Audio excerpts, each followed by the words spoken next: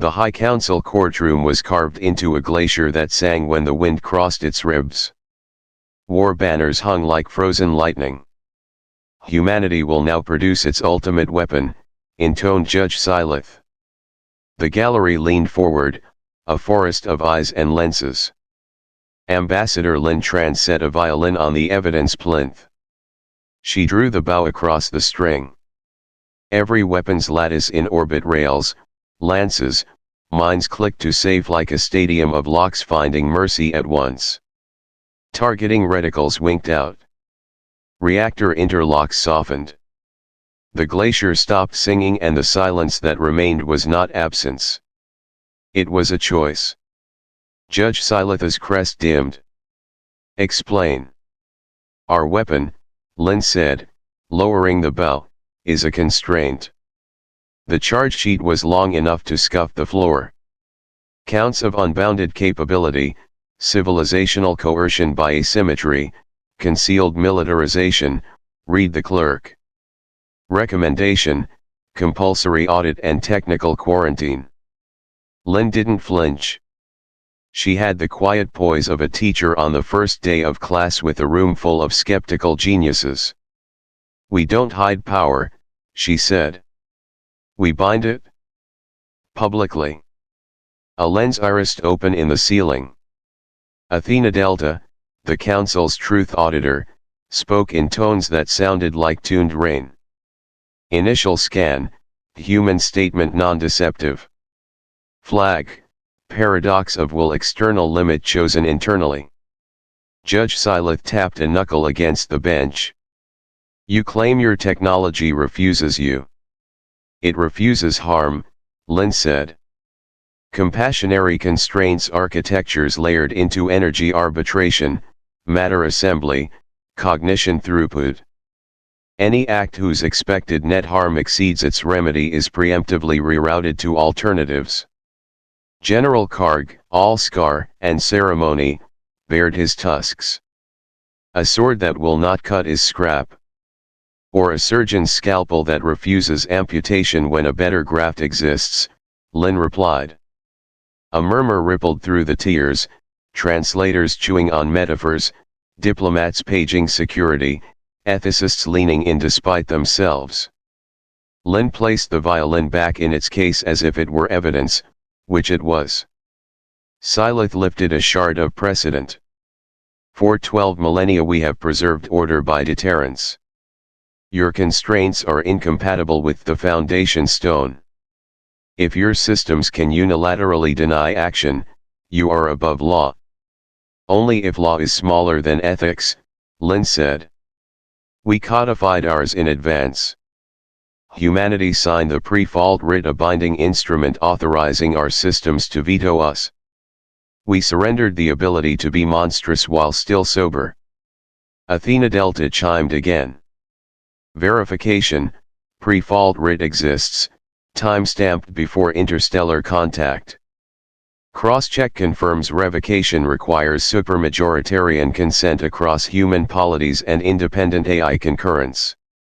Karg snorted. Stories. Theater. Present a battlefield proof. When seconds burn and lives are priced. Lin nodded. Then let's not argue philosophy. Give me a crisis. Now. Silith's crest brightened. So entered. Live exercise authorization, granted. Athena Delta, find us an unscripted peril. The ceiling dimmed. Starfields blossomed. A wash of telemetry wrapped the room in cold numbers. Athena Delta spoke, object designation P731, iron-rich comet fragment, vector intersects refugee convoy kestrel line in 18 minutes. Options available. Perfect, Karg said, already smiling. Let us see this mercy chain hold when math demands blood. Lin exhaled once, as if adjusting a shoulder strap that wasn't there. Open the sandbox to me, she said. And keep the lawyers quiet for a minute. The glacier began to sing again, very softly, as the courtroom became a classroom with too little time. P731 filled the chamber's projection, a bruise of iron tumbling through sunlit ink. The kestrel line shimmered ahead, a long skein of habitats and hope. Standard solution, pulverize, Karg said. Fragmentation reduces casualty surface. He flicked a gauntlet, icons bloomed rail cannons, antimatter lances, kinetic swarms predatory options lining up like hungry wolves. All of them grayed out with a soft chime. Athena Delta, action set obstructed by human constraints. Projected harm gradients exceed ethical threshold.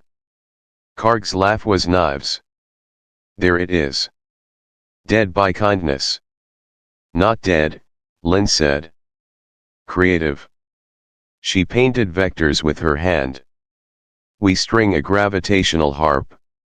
Speak sense, Silith snapped. We seed 12 micromass nodes along P731's approach, Lynn said, fingers sketching a lattice that hummed when she closed loop superconducting filaments spool between drones like strings across a canyon. We pluck space-time. Resonant perturbations torque the fragments spin, bleed momentum through tidal coupling. No shrapnel, no blast. Reckless, Karg said. Your nodes will melt. They'll burn, Lynn agreed. That's the price. Better metal than children. Athena Delta ran futures like beads. Solution admitted. Risk, high. Human systems volunteer asset sacrifice. Harm quotient falls below veto. Deploy, Silith ordered before she realized she'd sided with mercy. The courtroom's wall became the comet's skin. Drones snapped into existence, spitting silver threads that bowed under nothing you could see. Lynn's hands moved like a conductor's tap the 8th string, damp the 5th, retune the lattice when a node screamed heat. Node 3 is going to slough, a clerk hissed. It knows, Lynn said quietly. On screen, Node 3 vented, shivered, and went out a bright bead spending itself to drag a mountain's spin by 1 guilty degree. The filament twanged, and the whole web sang a low, impossible chord. P731 shuddered. Its tumble slowed. The impact corridor kinked. Convoy clearance climbs, Athena Delta reported. Separation now 9 standard deviations beyond impact range. Casualty estimate, 0. Karg folded forearms, unimpressed because pride hates arithmetic. You risk 12 to save thousands. A ratio any commander accepts. But you also denied us the clean certainty of force. Force is never clean, Lynn said. You just stop looking early. Silith turned the shard of precedent in her palm, watching the way courtroom light swam through its facets. Your violin. Interface, Lynn said, lifting it. Our constraints can hear. Tone carries topology. Bow pressure maps to damping. It keeps us honest, it keeps the machine humane. Music makes bad ideas hesitate. Athena Delta chimed, a single perfect pitch. Secondary effect, the harp's field brushed the convoy's hulls. A child aboard Kestrel 19 has stopped screaming. Silence again, the attentive kind. Karg pointed at the blanked-out weapons column. And if the only working line is the ugly one? If the harp fails, if the thread snaps, then we'll bleed with what we choose, Lynn said. But we start by choosing. The glacier sang louder. Maybe it approved. Maybe it just admired a difficult chord held steady in cold wind. The crisis passed, but the chamber did not relax. Power hates a sermon that lands. The next blow came dressed as culture. Representative Brex of the Thorned Choir rose, talons clacking a ritual tempo. Per custom, he said, we greet potential partners with a display of fangs. He extended a fan of monomolecular petals and let them whisper toward Lin's throat, a symbolic slice any choir child would recognize as formal welcome. Every blade in the building folded shut. The choir's own body tech blinked red. Docking clamps in a dozen ports paused. Traders across 3 systems cursed as their sabers became spoons. Vrex froze, insult blooming like a rash. "You have collapsed commerce," he hissed. "You vandalize our rights." "Constraints read intent stronger than context," Lin said, palms open. "We train them to err toward safety when uncertainty spikes." "You train your leash to bite guests," Vrex snapped. Silitha's crest dimmed in agreement. "You universalize your scruple. That is not neutrality, that is rule." Lin let the accusation hang, then tapped her wrist. A hollow unfolded, a gallery of ugly machines and uglier faces, loops of history that never looked noble when replayed without drum beats. "This is the Museum of Regret," she said. "Entrance is free. You will not like the exhibits." The gallery scrolled sluice gates opened over cities for stability, algorithms optimized away the poor, a general smiling with too many teeth. "We built our constraints because we learned what we do the hour after we say just this once. We signed the pre-fault writ while we were calm, and we hid the keys from our angriest selves." Athena Delta verified dates and signatures in a shower of light. A small voice came from the lower tier. "How do you know the machine is right?" "It belonged to NHI, apprentice mediator, human Velkin, eyes bright with stubborn interest." "We don't," Lin said. "We make it argue. Every veto triggers an ethical counterpoint. Humans must propose 3 distinct non-lethal paths with numbers and names. If we cannot, the machine interrogates our framing until it finds the person we forgot to count." Vrex's petals unfurled a fraction, apology trying out its limbs. "And if no path saves everyone, then the interface forces us to play it," Lin said, lifting the violin. Out loud. "In front of those who pay the cost. We are never alone with the button." Silith leaned in despite herself. "You ritualized restraint." "We ritualized memory," Lin said. "Deterrence forgets very quickly. Music keeps score." Karg scowled at the floor. "The first cracks in doctrine are always silent." Athena Delta pulsed a warning blue. "New signal. Deep field." The star map rippled. A valley opened in the noise. "What is it?" Silith asked. "An attractor," Athena Delta said. "Something old. It is moving toward us." Lin's knuckles went white on the bow. "Of course it is," she whispered. "We been too good." The projection showed nothing, then showed too much. Space bent where nothing sat, like a sheet pulling toward a hand you couldn't see. Instruments flinched. The room's translators tried 3 nouns and gave up. Athena Delta found one. "Stillness eater," she said. "A life form pattern form that feeds on coherence. It hunts regions where aggression gradients are crushed to zero. Where conflict energy is damped perfectly. Our constraints write that music." It heard the chorus. Karg's tusks bared in something that wanted to be triumph and felt like fear. Deterrence would have kept teeth in the field. A little noise. A little threat. This thing would have passed us by. "No," Lin said. "You misunderstand it. It doesn't eat silence. It eats oversimplified order. The kind you get when you solve for no harm without leaving room for living to be messy." On the map, the stillness eater slid through a shipping lane. Light stuttered, not out but shy. Children quieted mid-laugh. Across a dozen worlds, safety interlocks tightened until a cup would not yield its water without a polite conversation. Silitha's voice had lost its bench. Options. Karg raised his gauntlet. We switch the constraints off. We roar until it flees. Athena Delta answered first. Global disable cascades toward high harm. Counter-proposal denied. Lynn lowered the bow to her side like a flag. We don't scare it. We teach it. Most predators can be fed. Feed it with what? Vrex asked, petals twitching despite himself. With meaning, Lynn said, as if that were a unit. We build a probability garden chaos at humane amplitudes.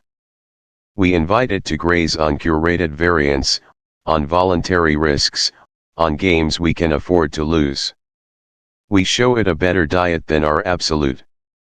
Athena Delta spun the math, her rain voice tightening.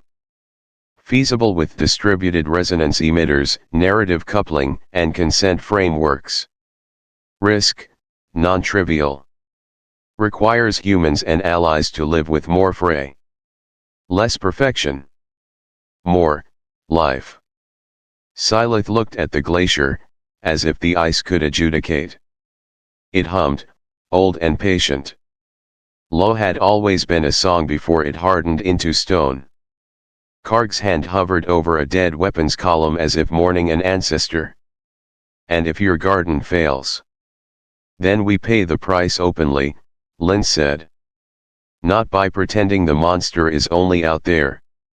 We invited it with our obsession with clean answers. Silence again, alive and crowded. Judge Silitha's crest steadied. Very well, Ambassador Tran. You wanted a crisis. You have one. The court authorizes your experiment. She struck the bench once. The sound rang like a struck string. Lynn lifted the bow. Outside, something ancient turned its head toward a tune that was not a command and not a scream, and for the first time in a very long hunt, hesitated. They built the garden like you build trust, node by node, with names. Resonance emitters folded out of cargo hulls. Civic Ace in 5 systems asked for permission, not forgiveness.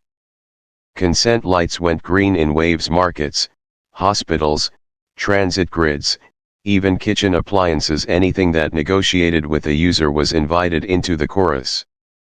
A variance budget trickled through the networks, tiny allowances for unpredictability where harm was negligible but meaning could bloom. Trains left a minute late if a child's shoelace tangled. A crosswalk insisted on courtesy instead of force of right.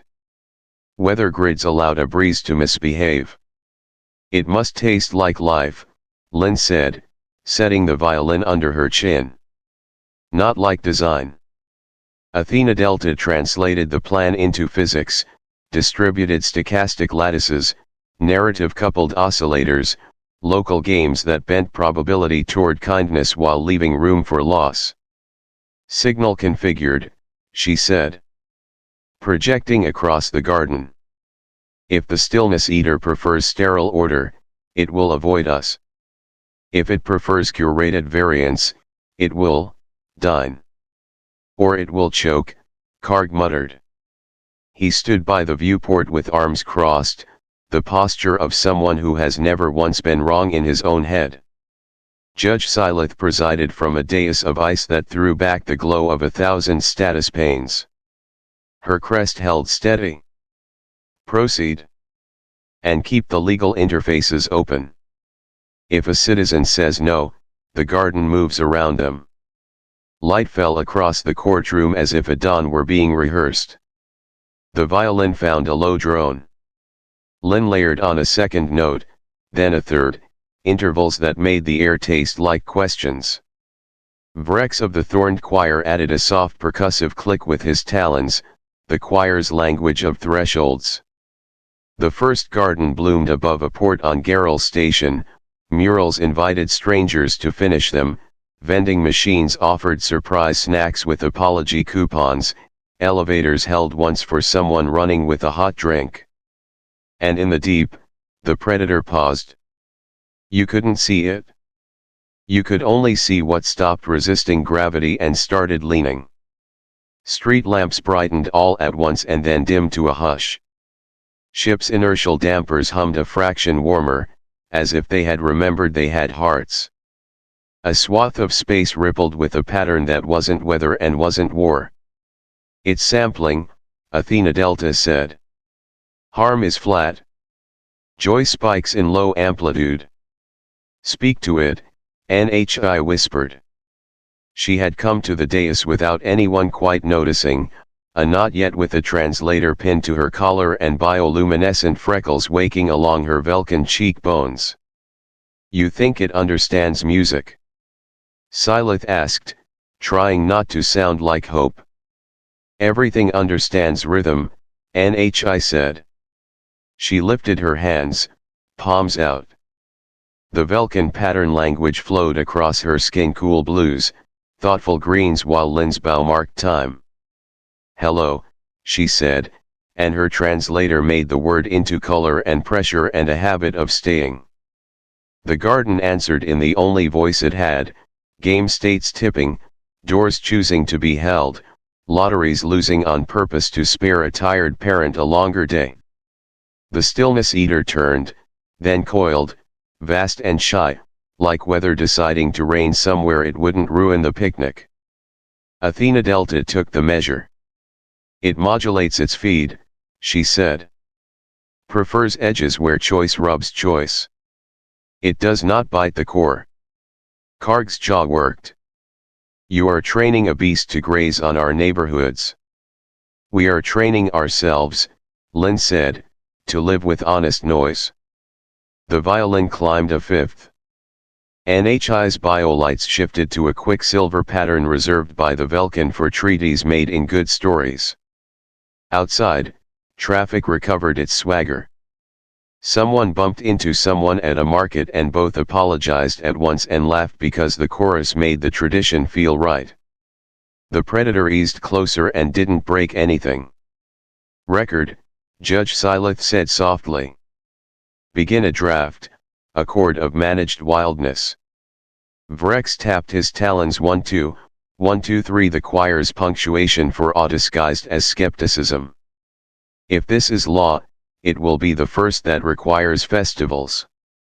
Then we'll budget for parades, Lin said, bow a smile in wood. The first scream did not come from a mouth. It came from the spectrum.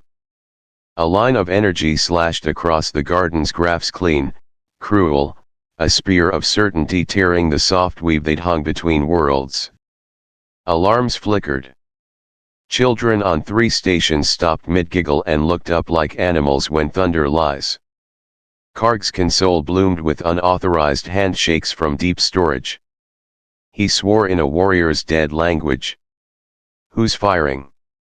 Silith demanded. Athena Delta condensed 1,000 bad decisions. Deterrence Compact Remainder Faction, she said. A clandestine doomsday asset held in escrow after the border years. They call it Star Spear. Their message declares intent, reintroduce fear. Make the predator remember sharpness.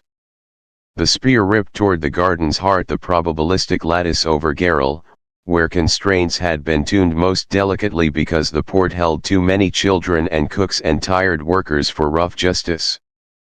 Intercept, Lin said. Negative, Athena Delta replied. Human constraints cannot command foreign weapons. We can interpose. Who? Silith asked, but her crest had already dimmed because she could count. Nemi, Athena Delta said, one of the new chorus satellites, the shy one that liked to log people's recipes in the margin of its maintenance diaries. She has mass, she has heart, she has a shot. She requests consent. Lin closed her eyes, then opened them. She has it. On the mountain of the sky, Nemi rolled. She flared her coils and showed the spear her broadest face, every maintenance scar, every scuffed panel named by a child on a tour. She sang a 4-note chord into the beam so the beam would know who it was killing. Then she took the blow. Light found every seam she'd ever promised to keep. Capacitors screamed. The resonance garden shuddered, not breaking but remembering every time anyone anywhere had chosen the easy, sharp thing. Pieces of Nimi went on singing after the rest of her had already become math. The spear died down to a sulk. The predator flinched, beautiful, terrible, and swung toward the ragged hole where Nimi had been, nostrils widening in the way a storm would have nostrils if you could pity weather. Hold it, Lin breathed. The violin was a tourniquet. NHI stepped forward, palms blazing with Velkin grief color, the hue reserved for someone who had done the brave thing, small and close and unfilmed. Look, she said to the not animal. That was not food.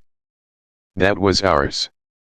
In a far dock, a kid set down a lunch pail and told a machine thank you because she thought it would help. In the council chamber, Karg tore off a service badge and threw it at a wall that did not flinch. Give me the names, he said, voice newly hoarse. Of the remainder. I will. You will arrest, Silith said, cold as law should be and kind as law rarely is. You will not make Nimi die twice. Athena Delta braided a shield out of temporary things, ad hoc fields from tugboats, dish arrays turned sideways, parade floats whose light cannons could be coaxed into physics just enough to keep the spear's afterbite from finding a throat. The garden held, wobbling, eyes wide. Lin's bow shook. She corrected it. Athena, she said, log Nimi as guardian fallen in practice. Attach recipes. Attach names. Keep her singing in the maintenance margins. Logged, Athena Delta whispered. If a rain could cry quietly, it did. The predator hesitated, then drew back from the raw place and nosed the plentiful edges where games and kindness still rubbed. It made a sound that wasn't a sound, like a weather system admitting it could learn. Lin lowered the bow to her side. We go forward, she said, voice sanded down to mission. And we make sure this never had to happen, but since it did, we do not waste it. Karg stood straighter. The set of his shoulders shifted by a degree a warlord would notice in a mirror and not confess to his barber. I will testify, he said. Under oath. We will tear the compact out by its roots. Silith nodded. And we will seed what grows there with something that can feed a better animal. The treaty signing did not use a table that could be flipped. It used a garden that could be walked. They drafted in layers physics, policy, ritual. Clause 1 * variance is not a failure, it is a habitat. Clause 2 * consent is the first instrument, silence is never assumed tuned. Clause 3 * the predator of stillness is recognized as a participant in our ecology, feeding corridors will be maintained at humane amplitudes. Clause 4 * deterrence is retired as a universal doctrine and retained only as history, teachable with footnotes and apologies. Karg put his name down. His signature looked like a blade set point down in soil. Vrex scratched the choir's acceptance, 5 strokes that meant we will make ceremonies that don't scare children. Judge Silith added the crest of her bench and then stepped down from it. The document's authority no longer needed elevation. The predator circled the edge of the garden while they worked. At designated intervals, it sank its impossible mouth into sanctioned variance gambling halls where losses were capped and tears came with hugs, debate chambers where voices were loud and no one left alone, sports with rules that made injuries rare and failure educational. It ate there and stayed away from NICU wards and quiet rooms and the bench where a widower counted birds. Athena Delta negotiated in a language no mammal had throat enough to form, oscillation pledges, amplitude caps, corridor schedules. It will stabilize cusp regions in return, she told the council, overlaying maps where navigation had always gone ragged. It likes edges. It can smooth them as a beaver smooths a stream. We trade gardens for safe rivers. The syllabus charter replaced the deterrence index on official dashboards. Civilizations were now ranked, if they insisted on ranking, by pedagogies of repair, the number of mediators trained, the speed with which a city apologized to itself, the ratio of festivals to emergencies, the resilience of a school when the power blinked. Arms shows became open studios. War colleges turned into failure museums and design labs for remorse. NHI was sworn as the first consul of wildness, an office invented on the spot because ceremonies need someone to pin a pin on. Her pledge was simple: I will keep the edges interesting and kind. The pin glowed with Vulcan azure and human gold. Lynn stood where the glacier's ribs met light and tried to unclench the memory of Nemi's cord. There are victories you do not get to enjoy, you just get to maintain them. Silith found her there. The judge's crest had learned a new posture that was not quite authority and not quite relief. When the devourers in our old stories came, she said, we hid and counted our breath as obedience. Today we fed one, negotiated, wrote footnotes, and appointed a teenager to keep the beat. I cannot find a precedent chart for this. That's because you're in the first song, Lynn said. Precedent arrives late. Athena Delta, Silith called, schedule a memorial for Nemi. Full honors. Invite recipes. Already done, Athena Delta said. Geralt Station's cooks have begun a stew in her name. It will feed anyone who asks and will always be slightly different. The predator dipped its edge over a rift and calmed it, like a thumb smoothing a crease. Ships went through without jolt for the first time in recorded navigation. The garden hummed. Not perfect. Alive. They gathered on a little hill that forgot to be majestic, the way good places do. Under a lattice of projectors that cast the aurora of an animal no one would ever see properly, communities stitched their new ordinary. Karg taught a class titled Bravery Without Blade. He wore a plain shirt and the expression of a man confessing a household sin. Courage is not force, he told a semicircle of kids from 6 species. Courage is the choice that leaves the next choice for someone else. Vrex unveiled a reworked display of thorns. The petals unfolded not toward a throat but toward a seedling. He made a small cut to teach pruning, then let a child press the salve. The choir sang a meter that made even the sternest security chief wipe one eye and pretend the wind had learned darts. Judge Silith no longer speaking from a height handed out tiny slates labeled minor laws and told people to write their own, trade them, argue lightly, and throw most away after tea. She kept none for herself that day and found this healthy. Athena Delta filled the air with certain names at the right intervals, Nemi among them, so no feast chose convenience over memory. When a pot went empty, a stranger filled it. When a stranger dropped a spoon, a child broke into perfect hysterics and then was fine. The predator held station like weather that had made a promise. It grazed where the garden invited, and in return it smoothed the corridor where storm met shipping lane, which meant a small ship from an unimportant rock arrived early with tomatoes still warm from a greenhouse. Nobody wrote a song about that. Not yet. NHI stood on the hill with a violin case, the hinge still smelling like rosin and the inside of a teacher's office. Lynn opened the case and ran a fingertip along wood that had absorbed more ethics than most parliaments. She looked at the alien child, waiting ears like leaves, pupils like the aperture on a camera, hands careful with everything. Your name. Lin asked. Iron, they said, then looked at the bow with the serious fear that is the twin of love. Lin placed the violin in Iron's arms. The interface doesn't make music by itself, she said. It slows down the bad idea so a better one can catch it. That's your job now. You will fail. You will tune again. You will listen. You will play when it's time to not shoot. Iron nodded as if that had always been the plan they were born for. They drew the bow across the string. The first note wobbled and then found itself enough beauty to forgive its own start. Ambassador, Silith said, coming to stand beside Lin. We have dismantled the mandatory deterrence code. The last compact members are on trial in a courtroom that smells like stew. I do not know if we are safe. I do know we are not bored. Ruling would be exhausting, Lin said. Living is full-time.